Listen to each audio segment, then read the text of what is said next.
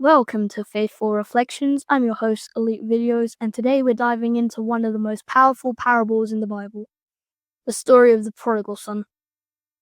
You can find this story in the Gospel of Luke, chapter 15, verses 11 through 32.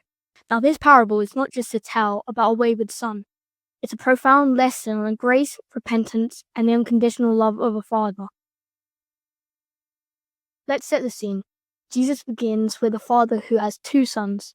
The younger son approaches his father and asks for his share of the inheritance. This is significant.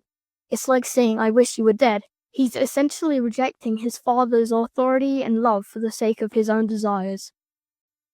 How often do we find ourselves in similar situations, seeking our own path, chasing after fleeting pleasures, and neglecting the love and support that surround us?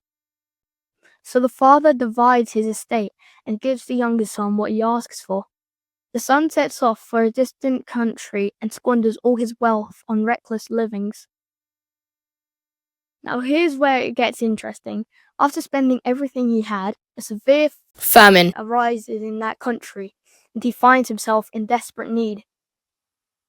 He takes a job feeding pigs, which is particularly poignant because for a Jew, pigs were considered unclean. This is rock bottom, folks. The son is so hungry, he longs to eat the pods that the pigs are eating. But no one gives him anything. It's in this moment of despair that he comes to his senses. He realizes that even his father's hired servants have food to spare, while he is starving to death. Let's pause here. Sometimes it takes hitting rock bottom for us to recognize our need of redemption.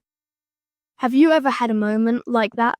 A moment when everything clicked and you understood that you needed to return to a place of safety and love? The son decided to return home, rehearsing his apology. "Father, I have sinned against heaven and against you. I am no longer worthy to be called your son. Make me like one of your hired servants." Isn't it amazing how he prepares this speech? He's thinking he needs to earn back his father's love. Now here's the beautiful part of the story. While he is still a long way off, his father sees him and is filled with compassion. He runs to his son, embraces him, and kisses him. Can you imagine that? The father doesn't wait for the son to explain himself or to fulfill any conditions. He simply loves him. This is a perfect picture of God's grace, unconditional and immediate. The son begins his speech, but before he can finish, the father interrupts and calls for a celebration. He orders the best robe, a ring, and sandals to be brought for his son. This part of the story reinforces that no matter how far away we stray, there's always a way back. God is waiting with his open arms, ready to welcome us home. But the story doesn't end there. The older son, who has been working diligently at home, hears the celebration and becomes angry. He feels overlooked and unappreciated. This highlights another important lesson. Sometimes those who stay close to God can feel resentful when they see others receiving grace. But the father reassures the older son, saying, "You're always with me, and everything I have is yours." So what can we take away from this parable? Whether you identify with the prodigal son or the older brother, remember that God's love is boundless. We are all invited to Feast of Grace, regardless of our past.